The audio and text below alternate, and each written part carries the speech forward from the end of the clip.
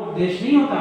अब कोई जीव मुख में सुंदर वस्तु रख ले और उसको पता हो इसके अंदर तो आपने विष भी घोल रखा है, कितना आनंद आएगा उसको बिल्कुल आनंद नहीं आया। एक ऐसा प्रसंग जयनगर में आया है कि उनके लिए क्या करा, तेल का दिया भर के हाथ में दे दिया जला करके और कहा कि एक बूंद भी नीचे गिरी, पीछे हमारे सैनिक चल रहे हैं, आपका तकिया कलम वहीं हो जाएगा और अब आप जगत में घूम के आओ आनंद के साथ, सब बताना क्या क्या करा आपने, कहां घूमे। अब बस होके तो आ गए, जाना रास्ता बताया था, आए से पूछा क्या क्या देखा, अरे बोले ये आपके पीछे सैनिक हटे तो कुछ देखते, पूरा ध्यान तो इस पे था, एक बूंद भी घी तेल की हमारी नीचे गिर गई तो हम किसी को कुछ बताने लायक ही नहीं बचेंगे। तो वैसी स्थिति सम्यक दृष्टि की है, रह सबके बीच रहा है लेकिन उसको अपने प्रमुख लक्ष्य पर अपना लक्ष्य बनाकर ही चलना चाहिए कि हम जगत में तो हैं, व्यवहारिकता में जी भी हैं, और इस बात को समझो कि हमारा व्यवहारिकता का धर्म है, इसलिए हम ऐसा धनोपार्जन आदि कार्य कर रहे हैं।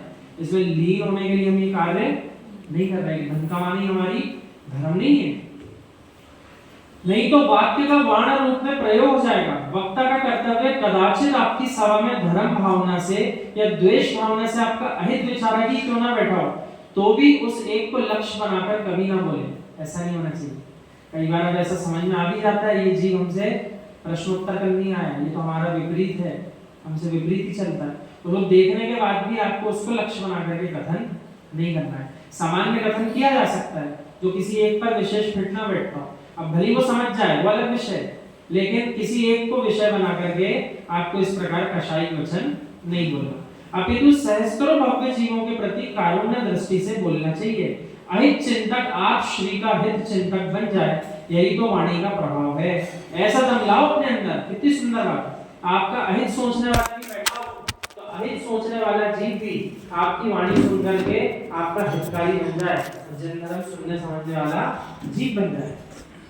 क्रूर जीव भी शांत स्वभाव को प्राप्त जाए, इतने अंतरंग में डूबकर सत्यार्थ बोध के मणि मोती चुन चुनकर तत्वोपदेश कथावाचक को करना चाहिए। ऐसे ऐसे शब्दों का, सुंदर शब्दों का प्रयोग करो जीव सुनने वाला अपने अंतरंग में डूब जाए, उसको विरोध करने का समय ही नहीं मिले, कौन सी बात पकड़े।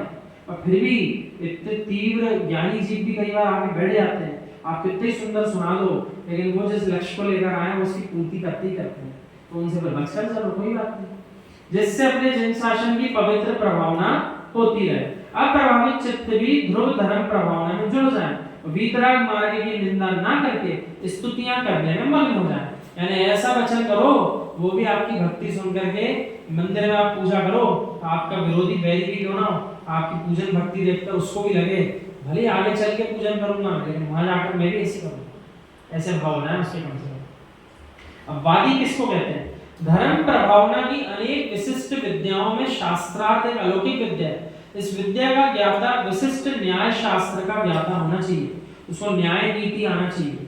वादी वो होता है जो दूसरे अधर्मी, विधर्मी, कुधर्मी जीवों के अटपटे प्रश्नों के भी बड़े सहजता के साथ आनंद पूर्वक प्रश्नों के उत्तर दे बिना कषायिक भाव, वो वादी जीव है।